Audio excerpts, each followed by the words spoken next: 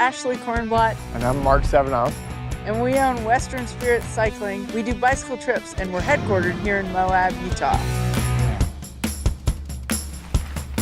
There's so many beautiful things to see in Moab, and there are all kinds of incredible dirt roads that go into the backcountry.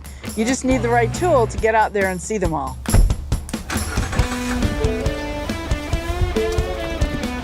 Having a pickup truck that you can huck 3 bikes in the back super easy makes it pretty awesome and keeps it really fun.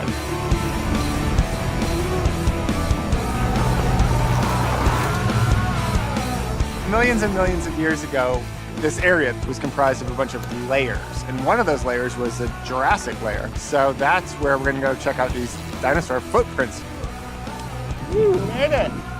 Dino tracks. Good job, bud. There's one, this is a really good one.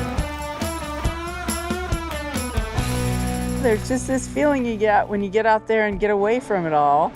It's about those big open spaces and not being fenced in. Visiting Moab is on everybody's bucket list. There's so many things to do here that allow you to check out of your normal life and get in touch with nature and the world around you.